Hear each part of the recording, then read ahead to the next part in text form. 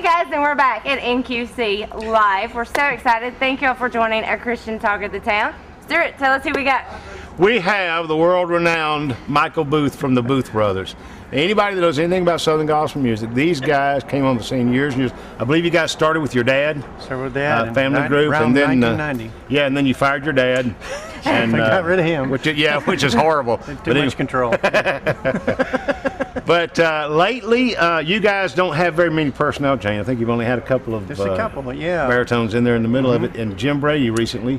Jim Brady turned his notice in just a couple months ago, and he'll be with us till the end of the year. And by then, he will have almost been here 13 years. Wow. So that's a pretty good run. That's a good run. Yeah. And before he sang with us, he sang with his wife and father-in-law in a group called the Schulers. Oh, yeah. So he knows what it is to have his own thing. Right. And so now he has the opportunity to go back on the road with his wife and Tim Parton, amazing piano player and singer. Right. And they'll be good. Jim Brady Trio. Yeah, okay, good. Well, 13 years on a bus with somebody is plenty long enough, isn't it? Just about. And the buses are big till you get in them and stay a few days. They start to shrink on you. So tell me about the group. What's going on now? Well, now, of course, with Jim leaving, we had just recorded a whole album with Jim. And I appreciate Jim's character because he came to us and said, don't put that album out. I've been making plans. I didn't want to do this now, but I'm going to tell you now. Because once you put an album out and someone leaves, that album almost dies. It hurts it, yeah. Yeah, it really is. So he knew that might happen. So to protect us, he said, let me just do this now. So that gave us an opportunity to find another person, which didn't take long. We pretty much had in mind, should this ever happen, that Paul Lancaster would be our guy. And so we called Paul and he said, let me know when. So matter of fact, next week, he'll be coming down to record the part that Jim had recorded. So we'll redo that and put it out, take a new picture, and put it out, see what people think. Good news for the recording studio and the photography. I sent him a text. I said, "Good news, bad news. You're going to make more money." We got like that part. We got to recut it. Yeah. Bad news is we got to work a little more. Yeah, exactly. Well, you guys have. Let's see.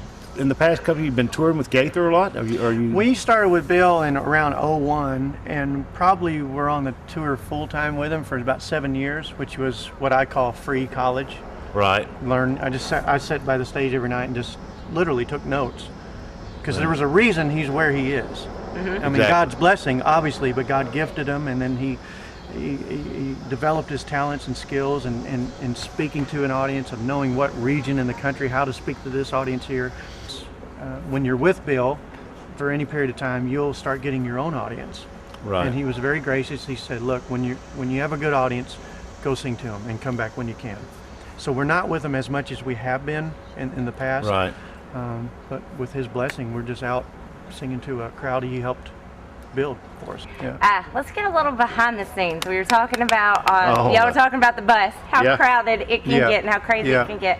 So tell us, who is like the one that has to have everything in order, kind of OCD, if you will, out of y'all? There's about there's 6 guys on the crew: bus driver, product guy, sound man, 3 singers. The sound man, Robert Dixon, myself, and Jim Brady are the ones that anything laying out just drives us crazy. Just it's got to go. And matter of fact, when someone can't find something, they'll holler at one of us, and what do you do with it? Because we put it up or we threw it away. Yeah, right. You know, sit for 3 days, it's gone. You didn't need it. Yeah. Who's the craziest one? Always doing silly stuff, keeping y'all laughing. Who's your prankster? Stuart is ours. Yeah. Who is You know what? You might be surprised. We're kind of boring. And I kid around a lot on stage. But I think probably the guy that makes us laugh the most is our sound man, Robert Dixon, and he has his own fan base. I mean, people will bring him. They know he likes M&Ms, peanut M&Ms, and strawberry Pop-Tarts. And so we always have that on the bus. See, right there, you just ensured by telling one that. One of our questions, we were wondering, do people cereal or Pop-Tarts? Do y'all argue over cereal or Pop-Tarts? Well, you just said Pop-Tarts. Yeah, because the cereal thing, our refrigerator is real small, so you can't keep good milk. It's a little messy. So Pop-Tarts, gone. Yeah. And he just ensured that his sound guy is now going to be just loaded down with M&Ms and Pop-Tarts. Well, I got to tell you, and this is just between us. Don't tell anybody else. But when we're in a multi-day event, if I say something the first day, we know we're going to get a lot of Pop-Tarts because people bring them to us, and it sets us up for a few weeks. There you go. You know? Which I think is a perfect opportunity for me to let the audience know this. I love country ham. Hey! And biscuits. If you got biscuits with it, just Let me tell you I'm in with the M&Ms. Y'all just bring the M&Ms and Can I say what I like? Yeah. Visa gift cards. Hey! It's hard to get church folks to bring you cash. That's right. Food, you got it. Food, you're going to get home. I know. I keep asking. I haven't gotten it yet. Yeah. Well, we want to thank you so much for taking time out Our of your pleasure. busy schedule to sit down and talk with us for a little bit. Happy to do it. Thank you. And we'll be right back with some more of A Christian Talk of the Town.